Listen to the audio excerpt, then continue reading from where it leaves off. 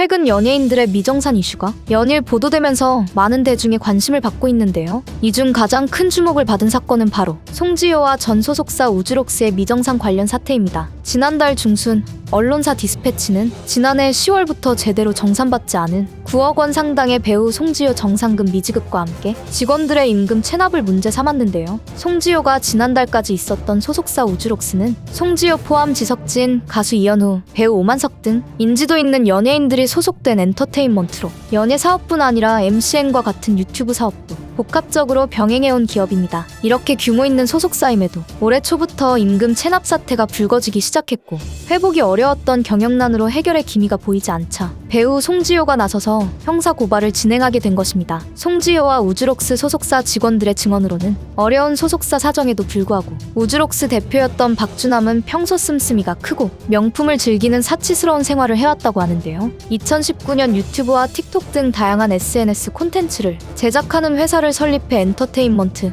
음반, 피트니스 등에 이르기까지 다양한 사업으로 무리한 확장을 이어가면서 순이익보다 부채율이 더욱 많았던 상황에도 포르쉐를 몰며 비싼 명품 소비를 이어갔다고 합니다.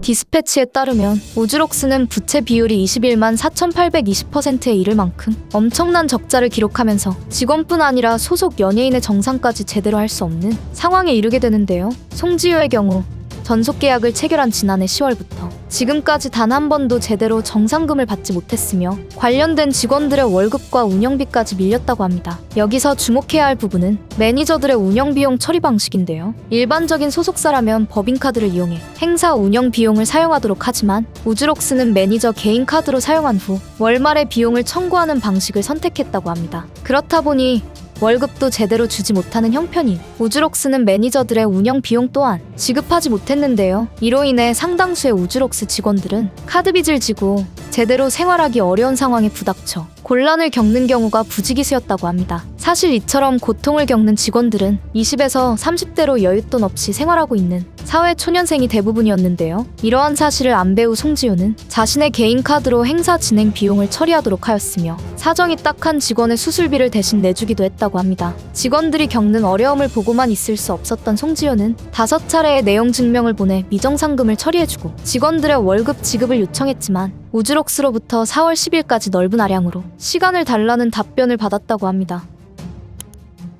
그러나 약속한 기일이 왔음에도 제대로 된 정산이 이루어지지 않았고 4월 말일로 다시 한번 약속 날짜를 미루었으나 일부 월급만 해결되었을 뿐 나머지 정산 금액이 여전히 남아있는 상태입니다. 이에 송지효는 법적인 소송을 준비 중이었는데요. 이에 우주록스 대표인 박주남은 현금으로 정상금을 줄 테니 해당 돈을 다시 법인 계좌로 입금해달라는 제안을 했다고 합니다. 2023년 모범 납세자로 표창까지 받은 송지효는 이러한 은밀한 제안에 반기를 들었고 올바르고 적법한 방법으로 문제 해결을 해달라고 요청한 상태인데요. 이러한 언론 보도에 우주록스 소속사는 횡령을 했거나 법인 자금으로 사치를 했다는 내용은 사실과 다르다며 회사를 살리고 미정산 부분을 지급하기 위해 온 힘을 다하고 있다고 처지를 밝히기도 했습니다. 당분간 진실 공방이 이어질 것으로 예상하는 송지효와 우주록스의 사태는 앞으로 어떻게 해결될지 귀추가 주목됩니다. 감사합니다.